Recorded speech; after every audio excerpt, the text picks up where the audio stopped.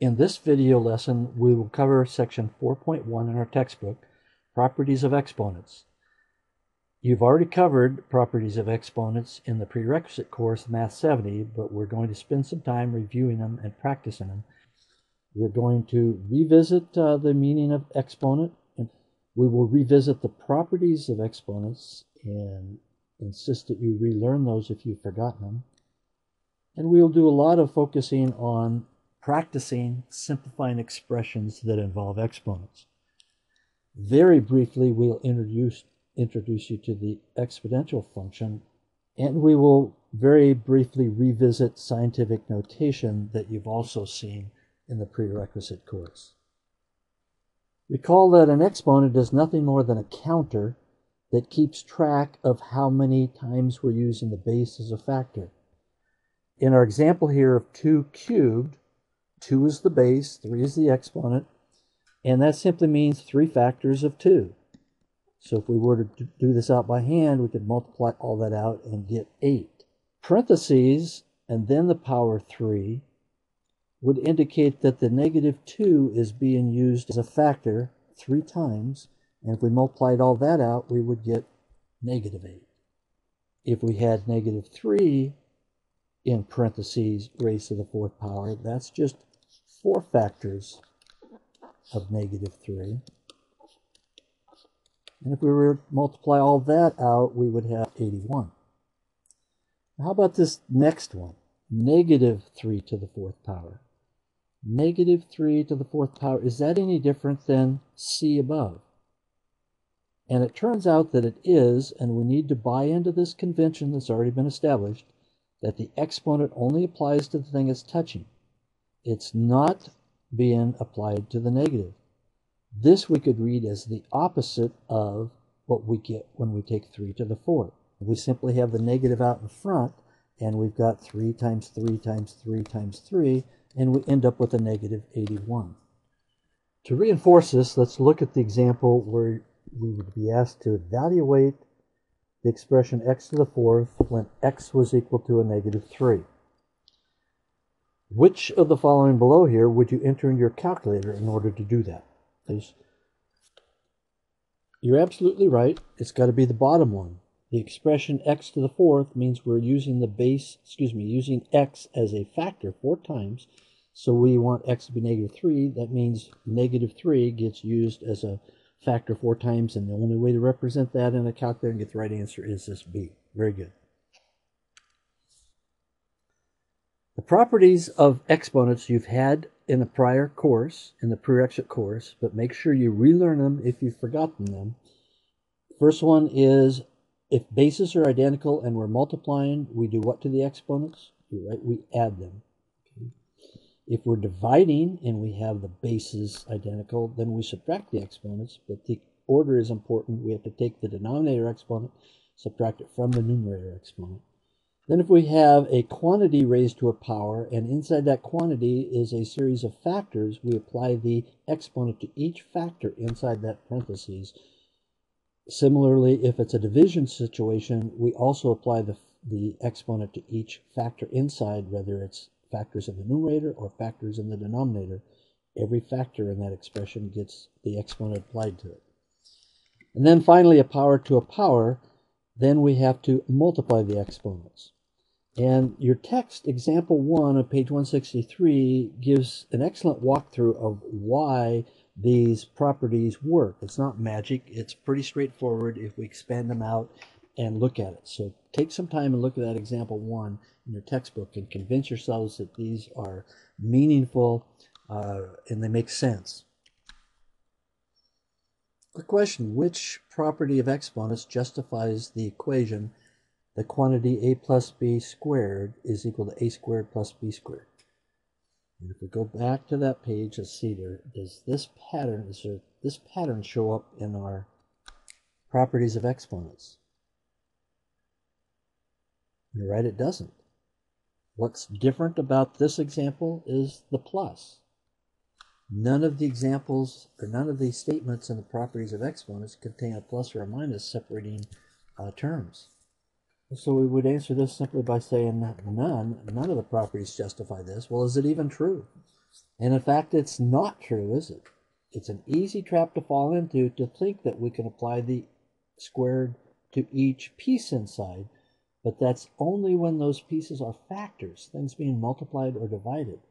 If they're terms, things being added or subtracted, we do not get to apply the power to each one. The expression a plus b quantity squared simply means use the base as a factor twice. And here we have to multiply these out. Every term in one expression gets multiplied by every term in the other. You've probably heard of the expression FOIL. When we do and collect like terms, we get a middle term. We do get an a squared, we do get a b squared, but we also get a middle term. So this is not true up here. There's only one way to describe trying to do that, and that would be to say that it is gross. Don't do that. Okay, avoid. Sometimes it's just as important to know what you can't do as well as to know what you can do. A few quick true-false to look at. Analyze each of these statements and determine whether they are true or whether they are false. This is the first one true, and you're correct. It is not true. What's wrong with it? That power on the outside has to apply to every factor inside, so we would have to square the 3 as well as the a, so it should be 9a squared. Second one, similar, power outside, and we'd have to apply the power to each one we just talked about. So this one is true, isn't it? Correctly done. The bottom one is the one we looked at similar on the prior screen, and that is false. It would be x squared plus 4x plus 4 if we FOILed it out or multiplied it all out. Good.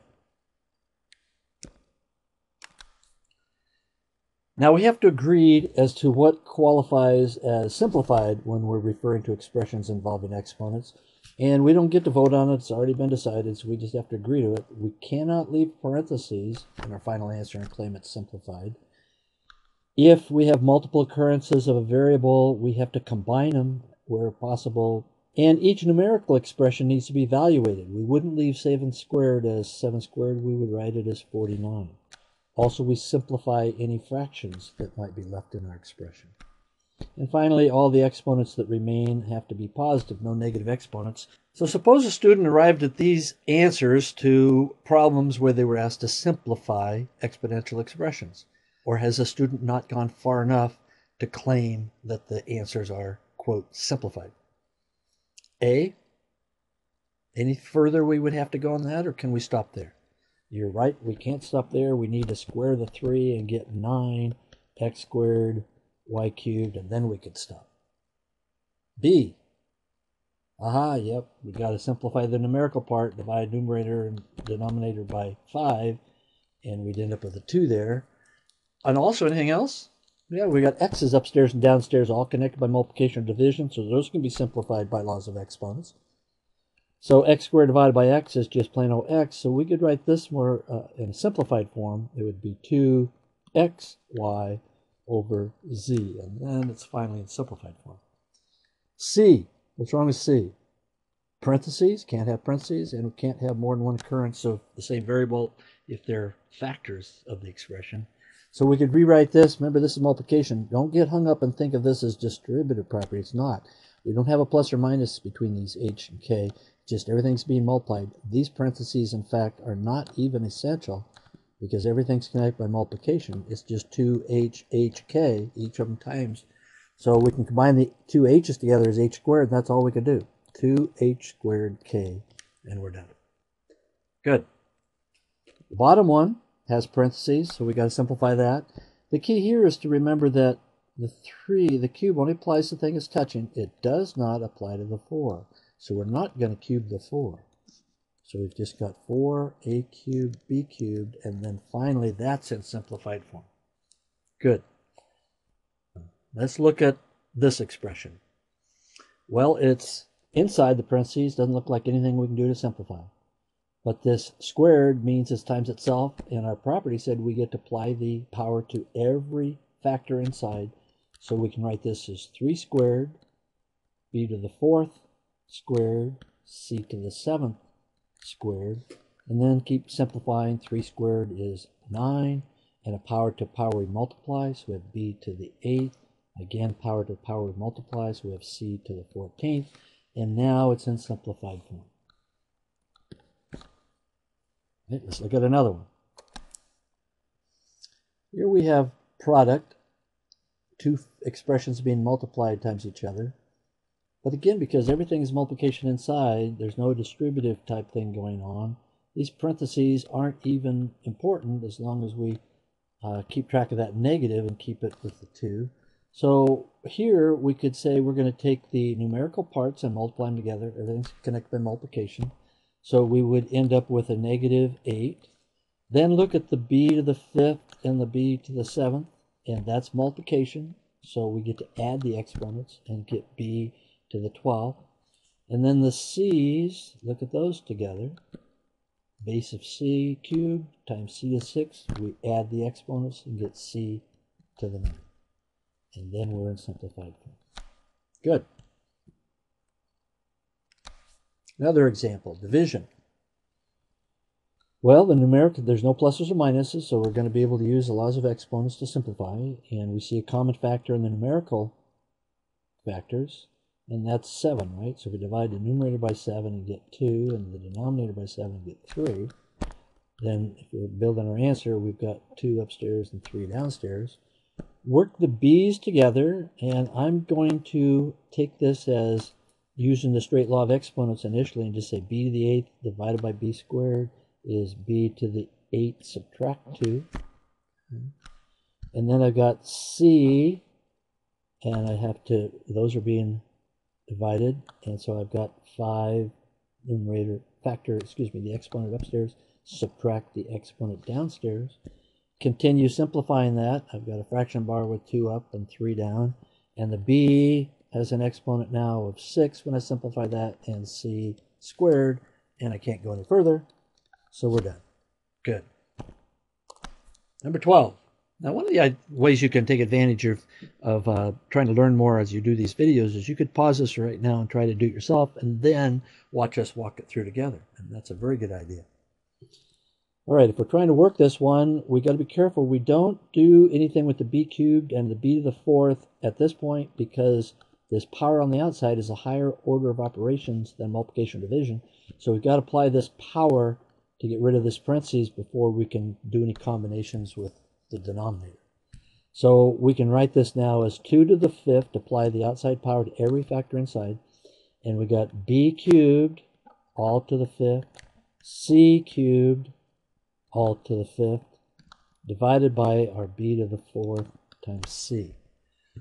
Now, you're going to start doing a few shortcuts and doing some of this in your head, but just be real careful because the less work you show, the more you leave yourself open for easy, careless errors. 2 to the 32. A power to power we have to multiply, so we get b to the 15th, 3 times 5, and again, we get c to the 15th. And downstairs we have a b to the 4th and a c. So we've gotten rid of parentheses, but we still have like factors upstairs and downstairs. The b and the c occur both places. So we can keep going further. We've got 32 as a numerical factor upstairs. So looking at the b separately, we've got b to the 15, subtract 4. So we've got b to the 15, subtract 4, and c to the 15, subtract. What's the exponent on the c? You're absolutely right. If it doesn't show up, it's understood to be a 1, so we've got 15 subtract 1, and the denominator now is just plain old 1, so I don't really need to write that. I'm going to scroll down just a little bit to give myself a little more room. So finally, we're going to end up with 32, b to the 15 subtract 4 is 11, c to the 15 subtract 1 is 14, and we don't have to write the 1 in the denominator, so we've finished, and it qualifies in simplified form. All right, moving on. Recall that anything to the 0 power is 1 as long as that thing is not 0. So 0 to the 0 is not defined, but anything else is. But it's not magic. Let's really quickly look at something. What if I divided a number by itself? What if I wrote that number as an exponential expression? 3 squared divided by 3 squared is equal to 1 because it's the same number divided by itself. We know that. Well, suppose I took this expression 3 squared divided by 3 squared and you use laws of exponents. That would say to take the common base and take the numerator exponent and subtract the denominator exponent, and we would get 3 to the 0. Well, we already know the answer has to equal 1, so that lets us give us a good motivation for defining 3 to the 0 to be 1. A couple problems to practice real quick. Simplify 5 to the 0. What'd you get? Good. Got 1, right? M to the 0. Now we have to assume that M is not 0, so we're not trying to take 0 to the 0, but we'd get 1. So what would you get for C? Is it equal to 1? No, very good, very good. It's equal to 2, isn't it? X to the 0 is equal to 1, but then the 0 does not apply to the 2, so we end up with 2 times 1. So let me write it out that way. 2 times 1, and that's just equal to 2. D, well, that looks like a lot of work to simplify inside, and our general order of operations would suggest that you try to simplify inside first. But if you look at the big picture here, it's to the power 0. So as long as we're not dividing by 0 or using 0 for a base, this whole thing is going to turn out to be 1, and we avoided a whole lot of work by recognizing that. Now let's move on to negative exponents. You've also been exposed to these in the prior math class, Math 70, but let's do some quick reviewing on them. If we have a base to a negative power, that simply means that it's a reciprocal, and we take 1 over that same base to the positive, change the sign on the exponent from a negative to a positive. Remember that scenario? Well, let's do a real quick walkthrough as to why that makes sense to treat it that way. If I had 3 factors of x divided by 5 factors of x, if I expanded that out, I'd simply have x over 5 factors of x. I could cancel, and if everything's gone out upstairs, I've still got a 1. So that would give me 1 over x times x, which is 1 over x squared. So I know that x cubed divided by x to the 5th has to be 1 over x squared. By laws of exponents, I have the same base and its division. I would subtract. I would add x to the 3rd power, subtract the denominator power. I would get x to the negative 2. So therefore, it's evident that we have to interpret x to the negative 2 as 1 over x squared. So it's just reciprocal. We have a negative in the exponent. We put the whole base and its exponent downstairs in the denominator, but change the sign on the exponent. In short, a negative exponent means what? One word would describe that? You're right, reciprocal. Good. N to the negative 5th then would be, you're right, 1 over n to the positive 5. 3 to the negative 2 would be 1 over 3 to the positive 2, and we can't claim that's simplified until we evaluate it. 3 times 3 is 9, so it turns into 1/9. Good. Third one. Do that one real quick. Is it 1 over 2x cubed? No, you're absolutely right, because the 2 is not being affected by this exponent, just the x. So the 2 does not go downstairs, and that's very important to keep track of. But we move the x to negative 3 downstairs and make it a positive exponent. Very good. Now, when we have a negative exponent in the denominator, it still means reciprocal, and so it's going to bring it upstairs with a positive n. So we take the reciprocal and switch the sign of the exponent. So it doesn't matter if it's downstairs and we bring it up, or if it's upstairs, we bring it down. We're going to change the sign when we do that. Now look at a fraction raised to a negative 1 power. Well, again, that means reciprocal. So that's 1 over 2/3. But now we got a complex fraction, which isn't very clean or simple. And to simplify this, we'd need to multiply by 1 in the form of 3 over 3. And multiplying numerators together, we would get 3. Multiplying denominators together, we'd have 2/3 times 3. And 2/3 times 3. 3's would cancel, and we just get 1. So we end up with 3/2. Well, notice that's just the flip of 2/3 is 3/2. And so why go through all this? So it's better not to always think of the negative 1 power as 1 over that thing, because if that thing's a fraction, just think of it as reciprocal, and all you have to do is flip it. So to generalize that, if we had a fraction a over b to some power, I want to make that a negative power. Let me put a negative sign right there. To a negative power, then all we need to do is flip the fraction, b over a. That's taking care of the inverse, and by doing that, we've used up the negative, and now it's to the positive a. So that's an important relationship to keep in mind. So here's some more practice. Now, if we have an x to the negative 5 downstairs, we can move it upstairs and make it to the positive. So that just becomes x to the positive 5. Good. Look at b. All right. Well, that has a negative exponent downstairs. We need to bring it up. So we got 5ab, and we make it to the positive 2 instead of negative 2. Good. The next one. Careful again on this one. We want to bring the m and the negative 3 up, but we don't bring the 2 up because the exponent does not apply to the 2. So we end up with an m cubed upstairs, but the 2 is still downstairs. If there had been parentheses around the 2m, then we brought it all upstairs. Notice we have negative exponents up in the numerator and down in the denominator, and we're just going, everything's connected by multiplication so that we can use our laws of exponents to move those around, and 3 is going to still stay upstairs, so 4 is still going to be in the denominator, but the y to the negative 3 goes upstairs and becomes y to the positive 3, and the x to the negative 2 up comes down and becomes x to the positive square root 2, and we're finished.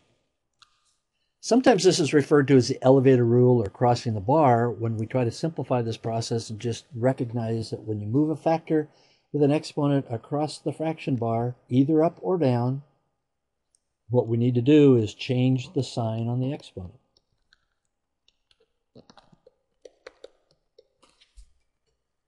So you could think of it as you cross the bar, you change the sign on the exponent. But make sure everything's connected by multiplication or division. So to review those again, we've got the product rule where we add the exponents. We've got the quotient rule where we subtract the exponents. We've got parentheses if everything inside is connected by multiplication or division. Apply those powers to each factor inside. And then the power to the power is when you multiply the exponents. So make sure you learn these.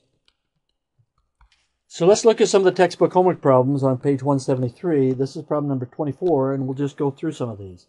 These are two expressions being multiplied. Some of them contain negative exponents, and there's a negative factor out here.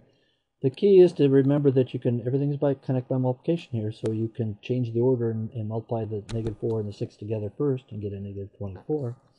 Work with the b's, and a b to the negative 1 multiplied by b cubed.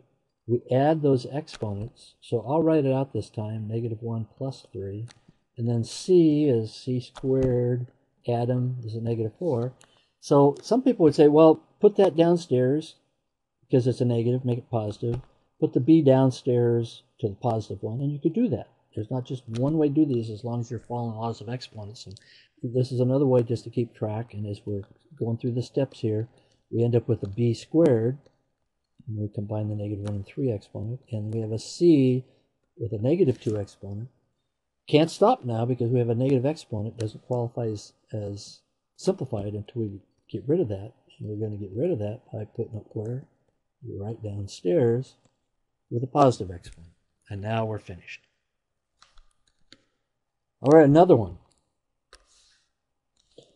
Here we got to be careful. Do not multiply the 6 inside the parentheses because there's an exponent on that parentheses, which is a higher order of operations. We've got to take care of the parentheses and the exponent before we can do anything with the negative 6 out front. So we could choose to put all this under 1 and make it a positive 3, or I can take the negative 3 and put it onto each one right now. And it doesn't matter too much. Sometimes one way is a little shorter than another way, but it's not always a race. So I'm going to choose this time to take the b and apply the negative 3 exponent, and take the c to the 4th and apply the negative 3 exponent. Remembering that negative 3 does not apply to the negative 6. It's only touching the parentheses. So to continue simplifying, I've got b to the negative 3, and then multiply the c to the 4th power to power. We what? You're right, we multiply, so we end up with a negative 12. We now have two negative exponents, so we're going to have to move those downstairs, crossing the bar, or however you want to think of it. B cubed now, and then c to the positive 12. And now it qualifies as being simplified. Problem 30 in our textbook. Getting a little messier. It's a product of two expressions, but those expressions each are raised to a power. We could put this one downstairs with a positive 2, the whole thing, move it downstairs without changing anything. If we did that, and let me just look at that real quick, if we left the numerator one upstairs, all to the fifth without doing anything to it yet, and just moved the bottom one downstairs and made it positive 2, if you choose that approach, which is legitimate, just make sure when you move this expression downstairs, you do not change any of the signs in that expression, because that whole expression is the base. You move the base intact downstairs and change the sign on the exponent. So the only thing that would change is the sign right there.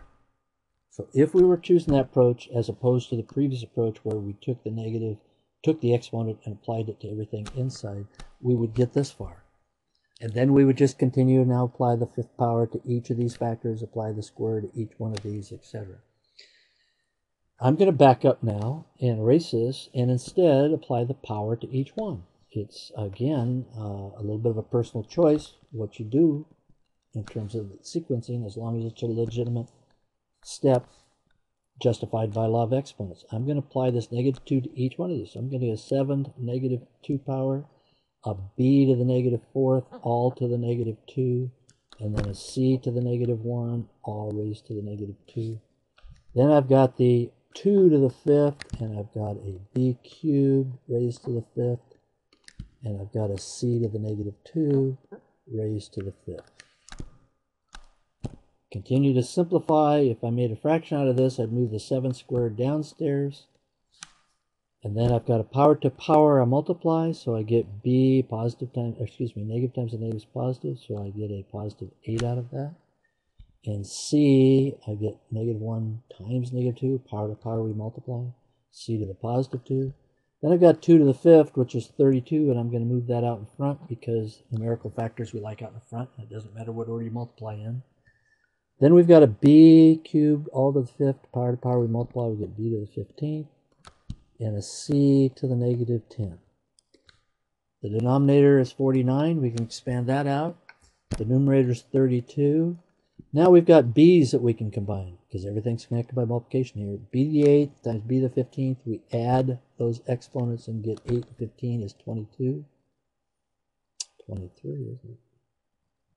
And then we have c's we combine, and c squared and c to the -10th. If we add those together, we get a c to the -8. Almost done. No like factors between 32 and 49, but we have a negative exponent. So we have to take that downstairs. So we end up with a 32, b to the 23, 49, c to the 8. Good. Let's keep in, see if we can get another one. This one I put in simply because sometimes it's misleading and students want to say, oh, those cancel each other. And they don't, because they don't match exactly.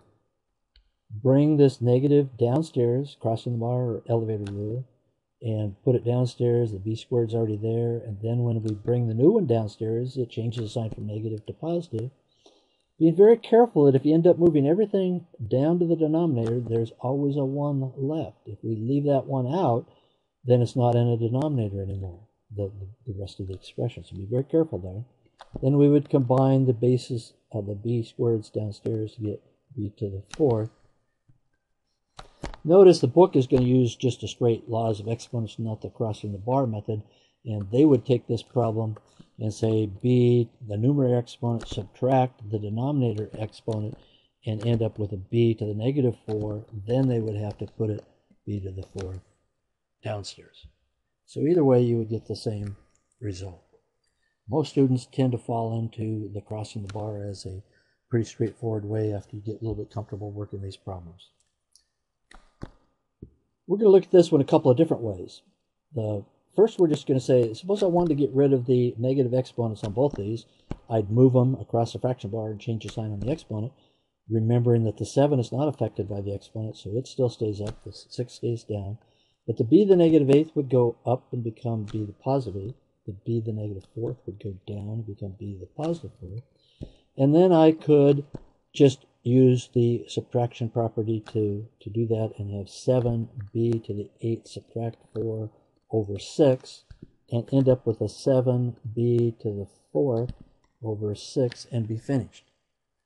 Now, another way to do these problems that have negative exponents and positive exponents and that type of thing, instead of moving them both, is just to move one of them in anticipation choosing the right one, so that when you combine those two b's together with their exponents, you would end up with a positive exponent.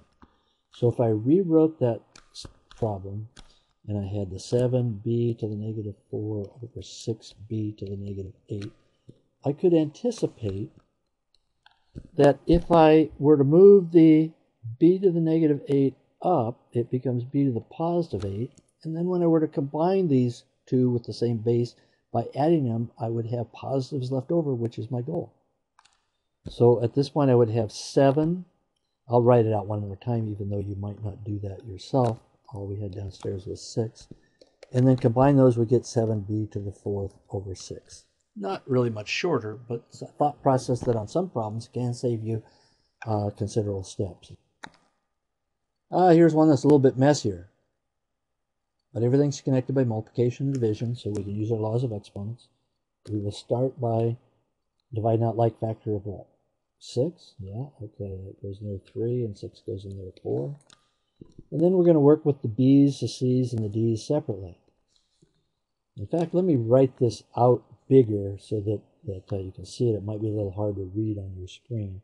We've got 3b to the 5th, c cubed, d to the negative 7, over 4b to the negative 6, c cubed, d to the negative 2. And all I've done so far is to simplify the numerical factors.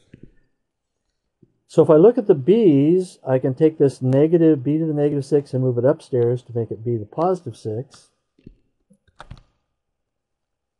And so I've still got my factors of 3 and 4 up and down. But I end up with a b to the 5th, and I'll write it out, b to the positive 6. And look at the c's. I'll change colors here because those are identical. They cancel completely. So they're not going to show up anywhere. That just gives me a factor of 1. Now the d's have both negatives, and here's where I would choose to move just one of them across the fraction bar, changing the sign on the exponent, so that the result would give me more positive exponents than negatives. So should I move the negative d to the negative 2 up, or should I move the d to the negative 7 down? You're absolutely right. We want to move this one down. Okay, so it becomes d to the positive 7. And the reasoning is so that when I combine the negative 2 and the 7 by addition, I have a positive exponent. So that's a pretty nice way to be thinking through there. We still have to combine our bases for the b's there, because we didn't do that one mentally. So we've got b to the 11th, we add those, and we've got 4d to the 5th, and it qualifies as simplified form. Good. Now here we have a choice of putting that negative 2 power onto each factor inside, and the negative 1 each factor inside.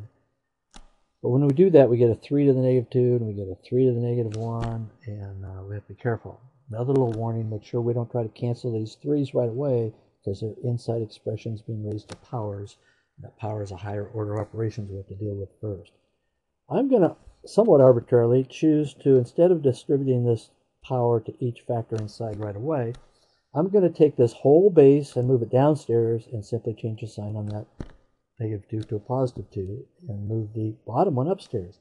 Recalling that when I do that, I leave the base entirely intact. Don't try to change any signs on exponents in the base. So the upstairs base goes downstairs as is, but its power becomes, instead of a negative 2 outside the parentheses, a positive 2. The denominator factor goes upstairs intact without any change, but the exponent now becomes a positive 1, which we don't even need something to the first power. So I could now simplify this by removing the parentheses upstairs. 3b to the negative 3 times c. In the denominator, we are now going to apply that squared power to each factor inside and get 3 squared b squared c to the negative, and that'll do mentally. A power to power multiply, negative 2 times 2 is negative 4. So we could continue on. I could multiply the 3 times 3 get 9, but I can recognize that these are like factors, so I could just right away say this factor of 3 in the numerator is going to cancel out one of the factors downstairs, and so I'm going to end up with a 3 in the denominator for the only numerical factors. Now looking at the b squared downstairs and the b to the negative 3 upstairs, we're going to move the b to the negative 3 down, so that it becomes, let me go back to blue here, I'm going to move this down so that it becomes b to the positive 3, and then I could combine the b squared and the b cubed and get a b to the 5th. And then let's look at, I'll switch colors again here. This c to the negative 4 I'm going to take upstairs and make it c to the positive 4. There's a 1 on that c as an exponent. So now we're going to combine those by adding them, and upstairs we have a c to the 5th, and that's as far as we can go. Very good. Problem number 50.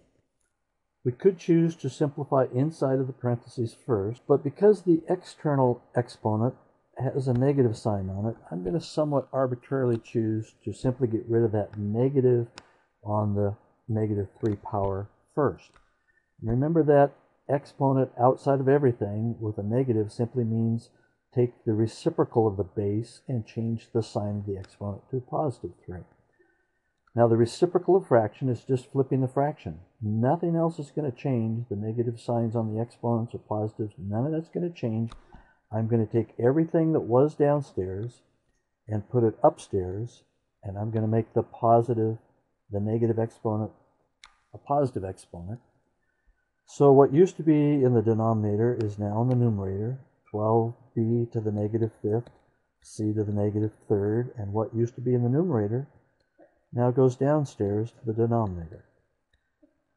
But none of the signs on the exponents internally changed. We used up the negative on this negative 3 power by making the base a reciprocal, which just meant flipping the fraction. At this point, I'm going to choose to simplify inside the parentheses before I apply this outside power 3. And I'm going to write the factors one more time with a little bit of space between them so that I can show some work. b to the negative 2 and our c squared, and then our power 3 is still outside. Now, the numerical factors, everything's connected by multiplication division, so I can do some canceling, and I see that 8 has a factor of 4, as does 12, so if I divide each of those by 4, I can reduce that fraction to 3/2. And then if I work with the base b and think of that elevator rule or the crossing the bar, I'm going to move one of them to the other side of the fraction bar and change the sign on the exponent. And I'm going to choose to change the numerator one and make it go down so that it'll become b to the positive 5, so that then when I add the 5 and the negative 2, I'll have some positives left over. So I'm going to scroll down a little bit here and start building my next level of simplification. I've got still inside the parentheses with a cube outside, but I've got the numerical factors down to 3 and 2.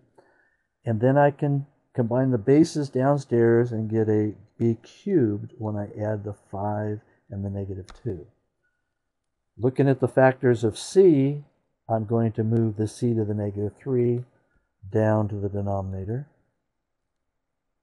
so that it becomes c to the positive 3, so that when I combine those, I'll end up with a c to the 5th in the denominator. So we've simplified inside as far as we can go, and now we're going to apply the power of 3 to every factor inside the parentheses. So we end up with a 3 cubed. In the denominator, we have a 2 cubed, a b cubed itself cubed, and then the c to the 5th is cubed. So continuing to simplify, 3 cubed is 3 factors of 3. Multiply that out, you get 27. In the denominator, we have 2 cubed is 8. And then a power to a power b cubed. Cubed is b to the 9th. We multiply those exponents. And c to the 15th by multiplying the 5 times the 3. And at this point, we qualify as claiming our answer is simplified. Good. Now, very briefly, this text introduces exponential function, and we're going to get into exponential functions, which is one of the coolest kind of functions there is and has awesome applications.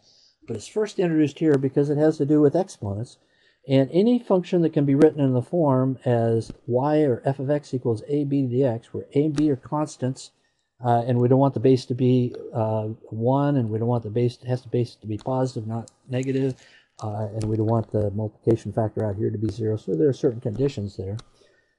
But anything that meets this form, where a and b would be numbers for a specific example, and x is our variable, x is our input representation here, it qualifies as what we call an exponential function. And all they have you do in this example 6 in the text is use specific examples of exponential functions to evaluate at particular inputs. So they might give you an example that says f of x is equal to 2 times 3 to the x, and then say evaluate or find f of negative 1, something like that. And all you would do is replace the x with negative 1, and we could write that as 2 divided by 3. 3 would go downstairs with a positive 1. So look at that example. It does some very nice work with just being able to substitute in and interpreting what those exponents are when we replace a variable and an exponent with a number. The other thing that's in this chapter that's totally reviewed from Math 70 or prerequisite course is scientific notation. This is an example, and you recall that the number out front has to be between 0 and 10, one digit and then a decimal, and then there may or may not be decimals that continue on there, times 10 to some power. Okay? So that's an example of scientific notation, and what we want you to be able to do is make sure that you can convert from standard form to scientific notation and back to standard form, etc. And remember that 10 to the 23 stands for multiply by 23 factors of 10. Every time you multiply by 10, you're moving the decimal 1 to the right. So to write this in standard form, you'd have to move the decimal 23 places to the right, appending zeros as necessary to do that. That's a huge number. That's Avogadro's number that you will see in your chemistry classes if you end up taking chemistry. On a calculator, if you were to enter this and hit the enter key, the scientific notation for the calculator is a e followed by the number that is the power on 10 for the scientific notation. So if you see something like this in your calculator, 6.023 e to the 23, you're going to write that as this. So make sure you don't write an e. You need to interpret the calculator's notation out and put it into notation that everybody's familiar with. Well, in summary, we've looked at the laws of exponents. We reviewed those. Make sure you relearn those. Make sure you understand what qualifies as simplified so that we know when an expression is simplified. And we want to have a lot of practice. So you're going to do practice, practice, practice on simplifying expressions that contain exponents. We very briefly introduced exponential functions, and we revisited very briefly scientific notation. And if you're rusty on that, make sure you study that in the textbook.